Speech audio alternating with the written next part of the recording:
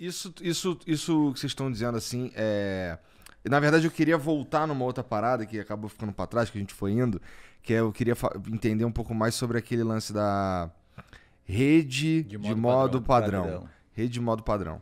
Essa rede de modo padrão tem a ver com o lance da gente entrar no automático. Não necessariamente, porque, por exemplo, olha só, eu tô falando agora, tô falando praticamente no automático, certo? Por que eu tô falando no automático? Porque eu não preciso pensar nas palavras, em como que eu tenho que mexer a língua. É um padrão de comportamento que está no automático. Quando a gente fala de rede de funcionamento padrão, de DMN, você está falando de uma hora que você não está fazendo nada. Tá. Certo? Tá, é outra história, outra parada. Isso, você não tá fazendo, você tá ali viajando, né? Se eu tô aqui fazendo nada e toco o meu telefone, imediatamente sair da rede de modo padrão, certo? Então, o que acontece na rede de modo padrão é que às vezes pode ser que um comportamento automatizado te induza a ela. Vou te dar um exemplo. Você tá lendo, você pegou um livro para ler, você leu, tá lendo ali, quando chega na segunda palavra, você já tá viajando. Só que a leitura ela fica no automático. Você chega no final... Não lembra de porra nenhuma. Do que você leu. Certo? Você ficou viajando. Não prestou atenção no que você estava... Então, assim, o automatismo é uma coisa. Eu chamo de formação de esquema. Certo? A rede de modo padrão, ela existe. De uma forma geral. Ela não tem uma relação... direta com as condições patológicas, mas ela está aumentada nessas condições patológicas. Então ela existe, é uma coisa que você... Imagina um caçador-coletor, né? O caçador-coletor, uma parte do dia dele não vai ter nada para fazer, ele vai ficar ali, ó, parado, sentado, economizando energia, talvez fique riscando a areia do chão. Então, essa rede, de certa forma, é uma rede que mantém uma atividade basal do cérebro, porque o cérebro precisa estar ativo, os neurônios precisam estar ativos, certo? Para funcionarem direito. Só que ela desvincula com o ambiente externo, né? E mantém, é como se você tivesse, não sei se a metáfora vai ser boa, mas é como se o cérebro estivesse no ponto morto. É mais ou menos isso. Ele não está com um objetivo que direciona o comportamento. E assim, existem, por exemplo, quando você falou do lance do fazer as coisas no automático e tal, que a gente meio que não tá... eu não tô ali. Eu tô meio que... Tá no automático, rapaz. Porque assim, foi assim que eu me senti. Dirigindo daqui até em casa, quando eu... Caralho, tô em casa. Que doideira. Eu escuto uns caras falar sobre um tal de mindfulness. Isso. Sabe que porra é essa? Sim. Então, essa prática, não sei nem se é uma prática, se chama assim. É uma prática. O mindfulness, ele tá... A ideia dele é brigar com o nosso modo automático? Isso. Exato, cara. Exatamente. Por isso que é tão eficaz para depressão e para insônia. Porque o mindfulness... Por isso que naquela hora eu tava com isso na cabeça, por isso que eu te perguntei se o automático é ruim. Legal, bom demais. Mas o Igor tá sacando a construção do cérebro aqui. Mas no mindfulness você não tá no modo padrão. Não tá. Não, no mindfulness não. Não pra caralho, você inclusive, sai né? dele. Você é guiado, a sua atenção é guiada para alguns lugares. Só para quem não sabe o que é, mindfulness é uma meditação guiada. Então tem uma, por exemplo, que eu inclusive faço mindfulness. Eu tenho uma comunidade com alunos que eu ensino neurociência e comportamento. Eu tenho uma aula lá que eu ensinei a fazer mindfulness porque, cara, me ajuda demais quando eu tô um pouco ansioso e não consigo dormir. E você bota um fone de ouvido e tem uma pessoa guiando a sua atenção. Então, por exemplo, a nossa atenção, Igor, ela é negociável. Eu posso falar assim pra você, cara, joga a sua atenção agora pra planta do seu pé tocando o chão. Você não estava prestando atenção nisso antes. Essa informação nem existia para você. Não existia para você. A sua camisa tocando o seu corpo. Agora você percebeu ela, mas antes você não estava percebendo porque o seu tálamo, uma região do cérebro, estava inibindo que essa informação chegasse no córtex sensorial. Agora que eu avisei, o seu córtex pré-frontal desbloqueou o tálamo e permitiu que essa informação subisse. Quando você vai fazer mindfulness, alguém está guiando o seu processo atencional. E, cara, isso é muito bom pra reduzir ansiedade, velho. Porque dá pra você ficar num estado mindfulness ao longo do dia? Ou isso precisa de um momento separado? Cara, meditadores experientes conseguem fazer mindfulness em horas que não estão programadas para ser... Por exemplo, um meditador experiente consegue fazer mindfulness lavando a louça. Isso. O cara começa a prestar atenção na textura do prato, da temperatura da água. A ideia do Mindfulness é que você esteja aqui e agora. Você não esteja nem no passado, nem no futuro. Você presta atenção na água, pô, olha a textura do prato, o peso do prato, a espuma, a temperatura. E, cara, quando você tá aqui e agora, você não tá ansioso. A meditação que eu faço para dormir, ela é um rastreio do corpo. Então tem horas que a pessoa me manda ali no ouvido, que eu fico ouvindo, ou deixo o celular no lado tocando, ela manda eu prestar atenção no meu tornozelo.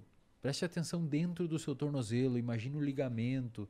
Cara, quando você tá prestando atenção no seu tornozelo, você não fica ansioso prestando atenção no seu tornozelo, tá ligado?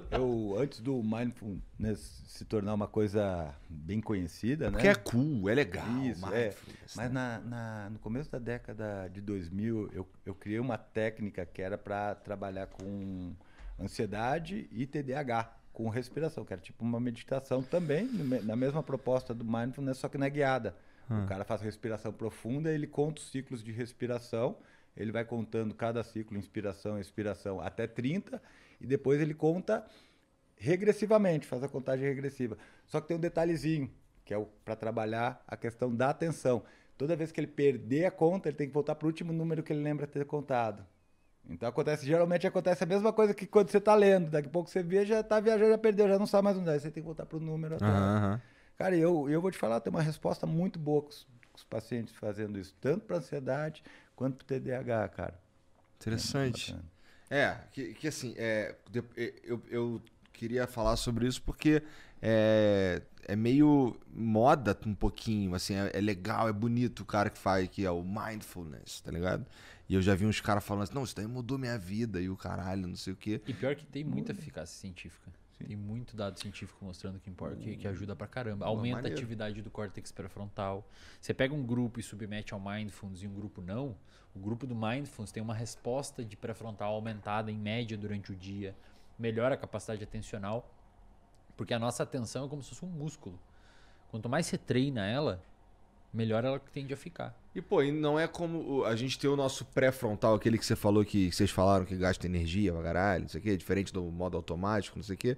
Gastar energia pra caralho em 2022 não é exatamente um problema pra muitas pessoas, né? Então, foda-se. Ele estar bastante ativo, no fim das contas, é bom. É bom. É bom. Né? O córtex pré-frontal bastante ativo é o que permite a gente ser civilizado, cara. É o que a gente tenta fazer na terapia. Tem um caso na neurociência famoso chamado Phineas Gage, que era um operário da ferrovia. Que ele foi explodir com dinamite lá em 1800 e pouco.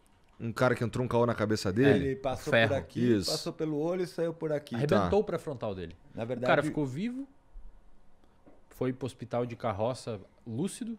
Isso mostra que o pré-frontal, se essa lesão é no tronco cerebral, ele morre na hora. Porque ali estão os centros de respiração, batimento cardíaco, etc.